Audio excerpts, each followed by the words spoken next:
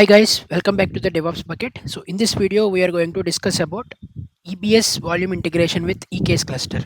So let's say you are using EKS cluster with your pods like a deployment or maybe stateful set or whatever resources you want.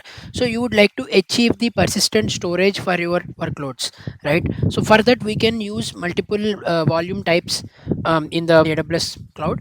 So in one of them, which was prominently used by most of the projects, is EBS volume. Previously, I made a video explaining the EFS volume with EKS cluster.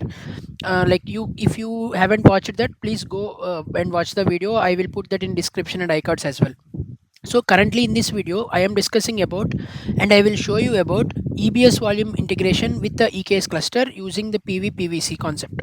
Okay, so let me inform you that this cluster is a normal EKS cluster which we will be working with the node groups, not any auto mode. Okay, if you want to use auto mode, you don't need to install any EBS CSI driver because it will come by default with the EKS auto mode. Okay, so currently I am using the normal EKS cluster, so I am installing the add-on. For that, you can go into the cluster and click on add-on and click on get more add-ons and search for EBS CSI driver. If you search for EBS, this is the EBS CSI driver which is helpful for your EBS volume mounting to your workloads. If I click on next, it will ask you for the version, and here the important part comes. So there are three ways to connect from your Kubernetes to the EBS volume. Like, think the Kubernetes cluster is an individual component, and the Kubernetes cluster components like a pod or some other component running inside the Kubernetes cluster will not know anything about your EBS volume or EFS volume or maybe secret manager or maybe Lambda function or anything, because these two are different components. So because of Kubernetes is now residing in AWS cloud as a EKS, we require some driver or some controller to connect to that service and give that information, like, or to create a resource or to delete the resource or to control the life cycle, and or give the details or fetch the details, right? So to do so, we are installing this driver. Okay, we install the driver, but this drive, whenever we ask it for a EBS volume to create from our Kubernetes cluster, our Kubernetes cluster should create a volume and fetch the volume information, attach it to our cluster. So if you have the volume already created, like a normal host volume, or maybe you mounted using Kubernetes NFS concept, then Kubernetes can individually handle this mounting operation. So here as well, mounting operation will be handled by the your Kubernetes like kubelet. Okay, but the extra thing that we need to do from the Kubernetes perspective is to allow it an access to connect to the EBS service and create a volume, fetch the details to the cluster. Then kubelet will take that and mount it as a volume to your pod.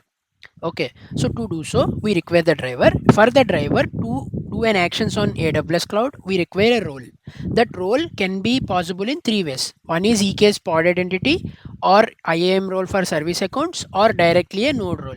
If you did with the node role, there are some advantages, right? Because the node role, we cannot we don't need to create any external roles or maybe maintain the trust policy or no additional role. Okay, but sometimes what will happen, whenever you worked with your node role only to create an EBS volume, what it will do is it will try to connect to a EC2 instance metadata endpoint to fetch the details about EC2 or EBS or maybe whatever the role that we are trying to use. It will go to that metadata endpoint and fetch the temporary credentials and do the necessary actions. But sometimes the role will retry the calls. So basically there are two type of call, IMDS v1 and IMDS v2. If IMDS v2 calls are failed, any due to any transient failures, it will exit the retry strategy as well. Let's say it will retry for 3 times in a row. If not, then it will stuck until we restart that particular pod or a driver. It cannot fetch the details to do actions on our behalf for AWS cloud. So in that case, the AWS recommendation is to use a separate role for your drivers.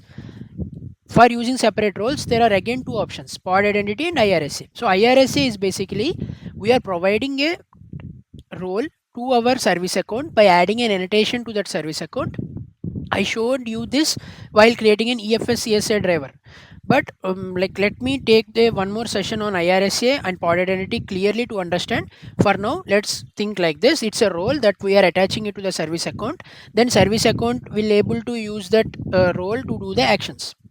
Pod identity is also like a attachment of a role to our service account, but without any annotations. Only we will link them in your EKS cluster dashboard, and there will be one credential URI will be injected to your pod. If every pod which were using this service account and get the temporary credentials, and it will do the necessary actions whatever permissions you have allowed.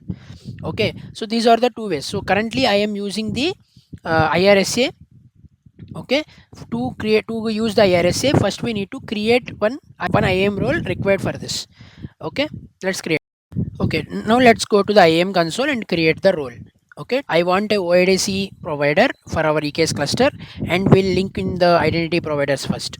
Okay, let's go back to the cluster and copy this OpenID URL. I will explain these concepts in the next videos. Just for now, just follow the steps that I am creating. So let's go to the IAM console and click on identity providers and click on add provider and use OpenID connect and paste that URL that you copied from your EKS cluster. So this is a provider URL which will be validating your service account token, all these things from our cluster. Okay, and audience should be sts.amazonaws.com. This is the audience because STS will provide us the temporary credentials. Okay, sts.amazonaws.com. Okay, and click on add provider.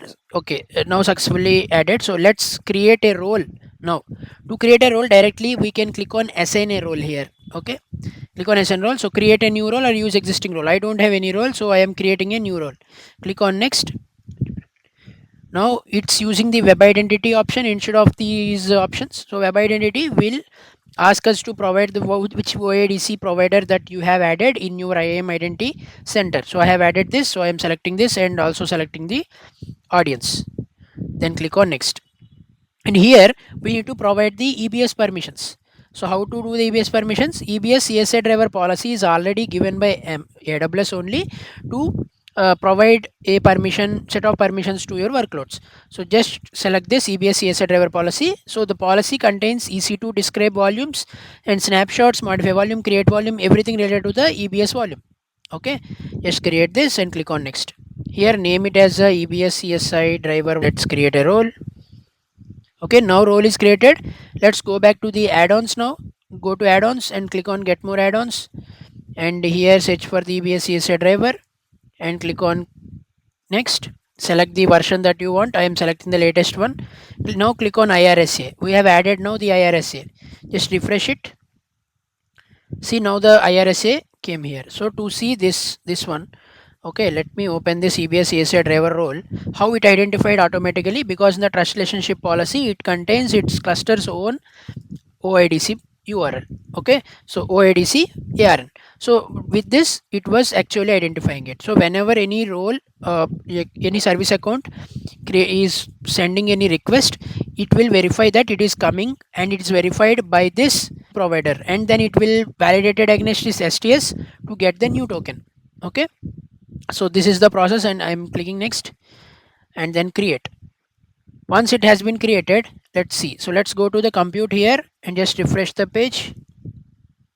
Okay, 2 nodes are already joined the cluster because I've created one managed node group. Okay, I have already explained all these steps in my previous video about EKS. So if you haven't watched any overview of this, please go and watch that. So currently I am just waiting for this to be active. Meanwhile, let's connect in our terminal. So this is my terminal. So let me connect to the EKS by using AWS EKS update kubeconfig --- name. The name is EKS -cluster. Okay, now it has been added. Now if I run kubectl get nodes,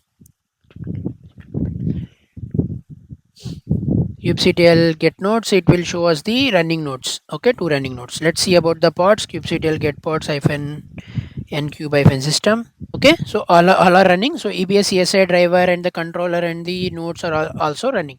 So these are the daemon set pods which will be available in all of the nodes, and this is a controller which will be working a ladder leader and slave fashion. So one will be the elected as a leader and it will do the every controller operations. Okay, now let's go ahead and create one EBS volume dynamically. Okay, there are two ways again as I explained in EBS CSI driver. One is it automatical creation and another one is static provisioning. For static provisioning, we need to create one EBS volume and mention that volume ID in our PV. Okay, but for dynamic provisioning, we should require to use storage class. It will automatically creates the EBS volume. Okay, let me go to the EBS volume first. If I go to the volumes here in the EBS volume, there are three volumes currently. Let's create a PV and PVCs. So for that, we have an AWS GitHub repo already provided with all of the examples by Amazon only. So I will share you this link in the document in the description below. Okay, first we are trying for dynamic provisioning. So let's go to this dynamic provisioning and click on manifest files. And here we have the storageclass.yaml file. This is a sample one. We can create this directly for testing. Okay, let me open one storageclass.yaml. Okay, and let me paste it. So what it is doing, it's just a storage class of EBS SC. It is a which is using the provisioner called EBS CSI.aws.com, and volume binding mode is wait for first consumer, so that whenever we create any pod, then only it will create a EBS volume. Until then, it won't create anything. Okay, let me apply this storage class. So in the dynamic provisioning, as you know, we don't create PV. When we requested PVC, then it will automatically create the PV by the storage class, right? So if let's say kubectl get storage class. Okay, now EBS SC is already created. Okay, so let's go to our pod, sample pod. First, let me open the pod.yaml file. It's just a sample pod. You can use whatever you want. It's just an Amazon Linux image, which is just injecting the date continuously and mounting slash data inside the container to the persistent volume that we are creating at the EBS. Okay, right? So let me also create a one more file called pvc.yaml file. Let's go back to the manifest again and just open the claim.yaml file and just create this. Okay, what it's saying, so it should match. First point is it should match the storage class name in both the PVC, okay, as well, because we are now currently using PVC and creating the dynamic provisioning, so storage class name should be correctly mentioned. Okay, read write once, and the storage request we are asking for is 4 GB. Let me take it as a 1 GB now. Okay, so currently what the pod will do, pod will create this pod contains one container which will have the Amazon Linux image, and then it has some argument which will inject the date continuously into this slash data out.txt.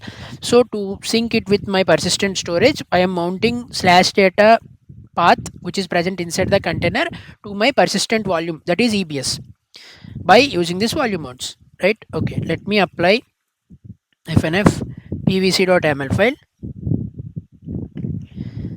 Okay, then let me apply pod.yaml file. CTL apply fnf pod.yaml file. As you see, we don't have the volumes previously, right? We had only 3 volumes previously. So get pods hyphen get kubectl get pods. Let's see this. So it is in container creating state. Here one more thing to note is if it is stuck for container creating state more than a minute, then you need to identify that PVC volume PVC that we requested and the PV that will be created by storage class has some issue. It's not in bounded state, the volume is not creating, so we need to identify why it was happening that issue. So for that we require to check the controller logs. What is the controller? EBS CSI controller logs. Okay, let's see now it is running because no other issues are there, so it contains the like it created one EBS volume. Let's see first get PVC, it should be in bound state. Okay, see it is bound state, so this volume ID it has been created. Let's go to the EFS volume. Now currently there are 3. Let me refresh this. Okay, see 1 GB volume is created, right? So it will complete its status check after a moment. Okay, so this is how we need to create a PVC volume using a dynamic provisioning, like using EBS. We can also do a static provisioning. You can go to this example again and let's go to the Kubernetes section, and here if you can do a static provisioning. Static provisioning will contain three things. One is the PVC and the PV and the pod. Okay, you can also optionally you can create a storage class as well to segregate your volumes. Yeah, this is how we need to create a PVC and PV volumes using the EBS CSI driver from our Kubernetes cluster, that is EKS. So if you have any questions further on this, please put that in comments. If you like this video, please comment it down, and also like this video. Please subscribe to our channel if you are watching this for the first time. And also I will explain the IRSC and pod identity in the next videos. Also there is one concept to take the snapshot for this created EBS volume. I will explain this in a future videos. Thanks for watching. Bye.